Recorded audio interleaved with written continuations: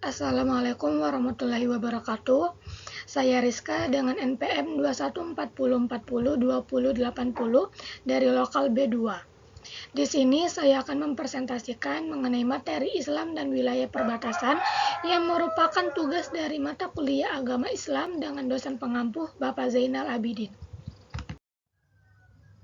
Islam dan wilayah perbatasan. Di sini kita akan membahas mengenai definisi dari Islam dan juga wilayah perbatasan. Yang pertama, definisi Islam. Secara bahasa, Islam berasal dari kata aslama yuslimu islaman yang memiliki arti taat, tunduk, patuh, dan berserah diri kepada Allah.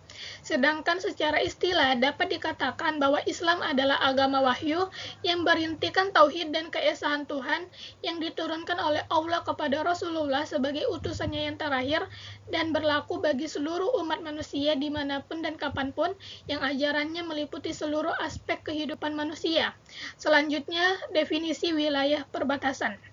Wilayah perbatasan adalah suatu kawasan yang berbatasan langsung dengan wilayah negara lain, sebagaimana sebelumnya telah ditetapkan garis batasnya melalui suatu kesepakatan ataupun perjanjian antar dua ataupun lebih negara yang bertetangga, di mana kawasan perbatasan tersebut merupakan tanda berakhirnya kedaulatan suatu negara terhadap wilayah yang dikuasainya. Sejarah masuknya Islam di wilayah perbatasan Kalimantan Utara. Berdasarkan penelusuran melalui catatan sejarah bahwa proses penyebaran syiar Islam di wilayah Kalimantan Timur dan Utara bermula pada Kesultanan Pasir, di mana penyebaran Islam di Pasir bermula saat kedatangan tim ekspedisi dakwah Islam dari Kesultanan Demegiri, Jawa Tengah yang dipimpin oleh Pangeran Abu Mansur Indrajaya. Rombongan ekspedisi yang turut di dalamnya terdiri dari 3 orang Arab, 2 orang Cina, dan 4 orang Gujarat. Saat telah tiba di muara Sungai Suwatang Pasir, kemudian tim ekspedisi tersebut membabat hutan untuk membangun pemukiman dan tempat tinggal bagi peserta rombongan yang diperkirakan berjumlah lebih dari 300 orang. Dan dalam waktu yang bersamaan pula dibangun sarana peribadatan bagi peserta rombongan dan bagi orang-orang Kuripan yang telah masuk Islam. Ketika strategi pertama telah berjalan, kemudian Pangeran Abu Mansur Indrajaya melanjutkan strategi langkah berikutnya, yaitu melakukan pendekatan pada putri di dalam petung.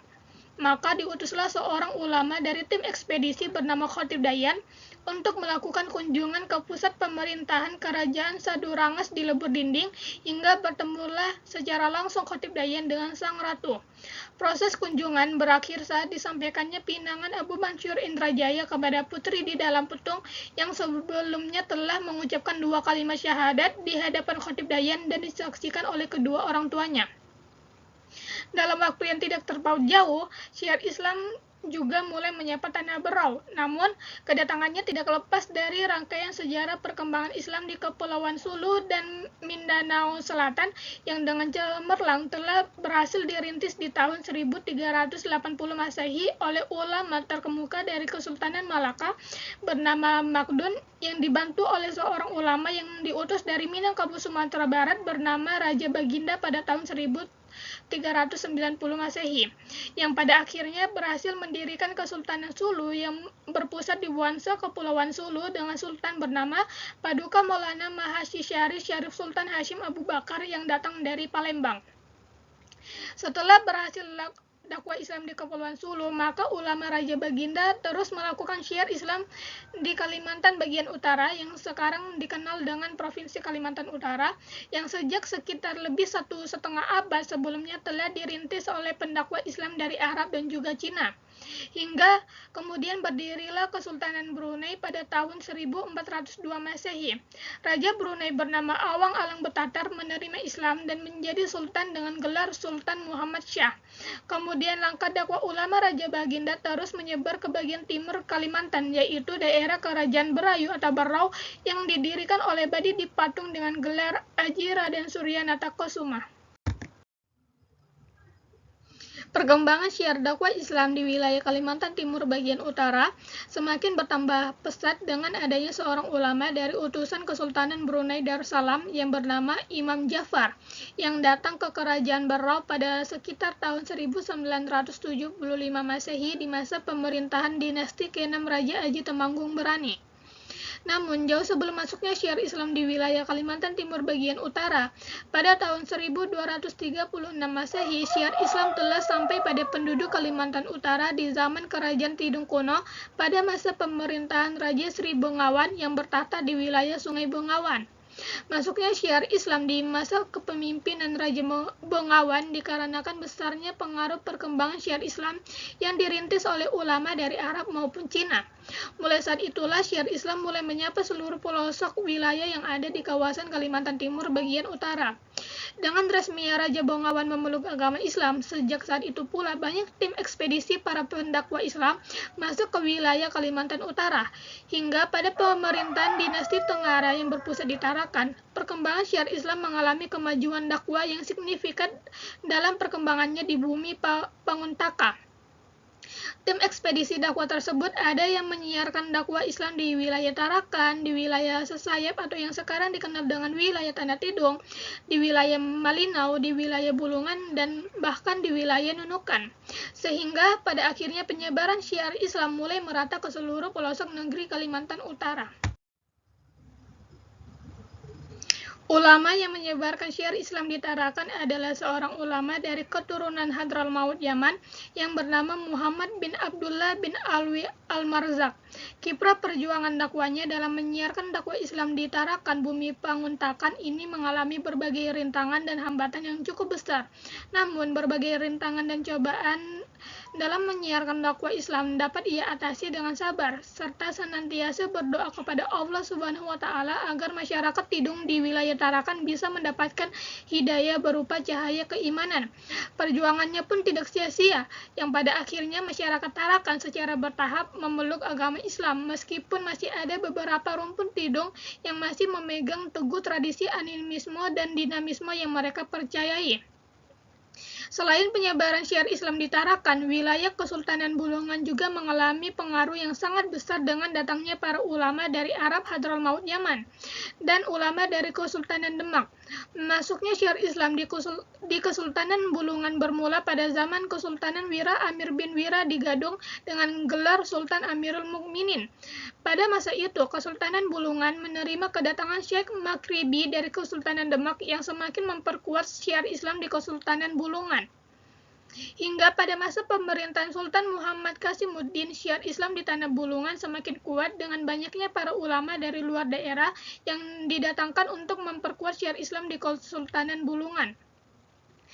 Tidak hanya sampai di Bulungan, pergerakan dakwah Islam pun turut mewarnai wilayah keislaman masyarakat Tidung Sesayap yang sekarang dikenal dengan wilayah Tanah Tidung. Salah satu ulama yang turut menyebarkan syiar Islam di Tanah Tidung ini adalah seorang ulama dari keturunan ulama besar dari Tarib, Yaman, yaitu Syekh Alwi bin Syekh Al-Kaf Khatmir. Perjalanan syiar Islam di Tanah Tidung disambut baik oleh masyarakat, meskipun dalam berdakwah terdapat beberapa cobaan dan rintangan dalam menyampaikan ketauhidan. Namun berkat perjuangannya, akhirnya masyarakat Tidung Sesayap, Kabupaten Tanah Tidung telah memeluk agama Islam secara kafah.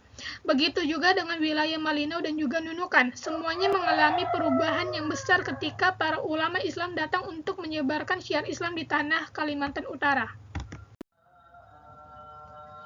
Interaksi budaya keagamaan di wilayah perbatasan Kalimantan Utara. Interaksi agama dan budaya pada sebuah kebudayaan pada kelompok tertentu sudah terjadi sejak adanya kelompok manusia. Dipandang dari sisi kehidupan sehari-hari manusia, kebudayaan dipengaruhi oleh beberapa unsur. Salah satu yang mempengaruhi kebudayaan adalah sistem religi atau agama yang memberikan makna spesial bagi manusia. Di saat agama mempengaruhi kebudayaan, maka yang terjadi adalah agama dipahami tergantung dari bagaimana manusia memikirkan, menghayati, dan membayangkan Tuhannya. Agama selanjutnya mengarahkan tingkah laku manusia sehingga terbentuk kebudayaan yang merupakan hasil karya manusia dalam bentuk seni suara, seni rupa, seni gerak, seni arsitektur, dan lain sebagainya yang bernuansa keagamaan. Interaksi antara agama dan budaya di Kalimantan Utara sebagai wilayah Indonesia yang merupakan wilayah perbatasan dengan negara tetangga Malaysia sangat kental. Berbagai budaya keagamaan yang muncul akibat adanya interaksi agama dan budaya lokal melahirkan berbagai atraksi kebudayaan, ritual-ritual keagamaan, sampai pada seni yang bernuansa keagamaan. Perkembangan budaya keagamaan di Kalimantan Utara hingga wilayah perbatasan Nunukan turut diperkuat oleh besarnya eksodus para perantau dari berbagai wilayah Nusantara, seperti dari wilayah Sulawesi Selatan, Sumatera, dan juga Banjarmasin, terutama di wilayah perbatasan Sebatik Nunukan. Derasnya arus imigrasi suku Bugis ke wilayah Kalimantan, khususnya perbatasan, semakin menambah khazanah budaya keagamaan di wilayah perbatasan. Derasnya arus ini turut membuat suku asli Tidung di Pulau Sebatik semakin terpinggirkan. Meskipun terjadi perkawinan antara suku Bugis dan juga Tidung, namun kuatnya akulturasi budaya dari suku Bugis membuat banyak dari kalangan suku Tidung lebih menyerap budaya suku Bugis ketimbang menjaga tradisi budayanya sendiri. Melimpahnya suku-suku juga beriringan dengan banyaknya tradisi budaya dan ritual keagamaan yang dilakukan dari masing-masing suku yang ada di Kalimantan Utara. Tradisi budaya dan ritual keagamaan yang masih berkembang saat ini seringkali dipadu-padankan dengan kepercayaan atau agama yang dianut oleh masing-masing suku. Artinya, perpaduan budaya dan agama menjadi sebuah karya cipta kebudayaan yang harmonis dan bermanfaat menjadi pengikat bagi masyarakatnya. Berbagai aktivitas interaksi budaya dan agama ini kemudian melahirkan sistem budaya keagamaan Kalimantan Utara. Salah satu contohnya adalah Iro Tengkayu atau Pesta Laut, yang dimana orang suku Bulungan sering menyebutnya dengan kebudayaan Birau. Ritual ini merupakan suatu budaya keagamaan yang dilakukan suku pribumi sebagai wujud syukur atas nikmat yang diberikan oleh Tuhannya. Adapun aktivitas ritual budaya keagamaan yang berkembang dan dipengaruhi oleh suku-suku lain seperti perayaan Tasmiyah dan tasyakuran kelahiran yang biasanya dilakukan dengan ritual Asrakal Barjansi. Ritual ini merupakan ritual yang dipengaruhi oleh budaya lain, yaitu suku Bugis dan juga suku Banjar. Contoh permasalahan. Adapun permasalahan yang saya angkat pada materi ini yaitu penyelundupan narkotika di wilayah perbatasan. Seperti yang telah kita ketahui bahwa wilayah Kalimantan Utara, khususnya Pulau Sebatik Nunukan, berbatasan langsung dengan wilayah Sabah Malaysia.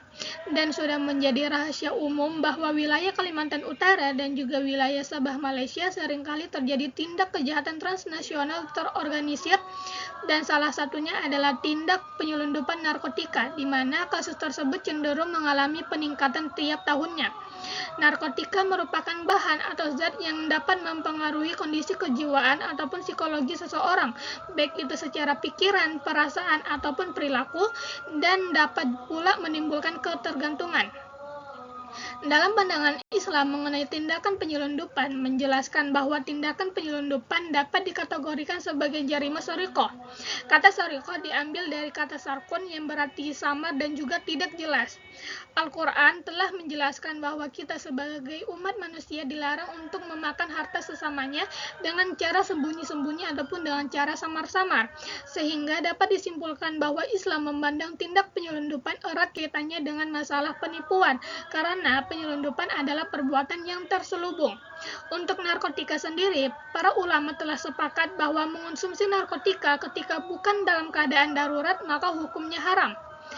Ibnu Taimiyah rahimullah berkata, narkoba sama halnya dengan zat yang memabukkan, diharamkan berdasarkan kesepakatan para ulama. Bahkan zat yang dapat menghilangkan akal haram untuk dikonsumsi walau tidak memabukkan. Adapun solusi untuk permasalahan yang telah saya angkat, yang pertama adalah melakukan kerjasama antar negara untuk memperketat pengawasan di daerah perbatasan. Yang kedua, mempertegas berlakunya undang-undang kepada para oknum penyelundupan narkotika. Dan yang terakhir adalah memberikan sanksi yang tegas terhadap oknum-oknum aparat yang membantu para pelaku penyelundupan dalam melakukan tindakannya. Sekian pemaparan saya mengenai materi Islam dan wilayah perbatasan. Kurang dan lebihnya mohon dimaafkan. Saya akhiri. Wassalamualaikum warahmatullahi wabarakatuh dan terima kasih.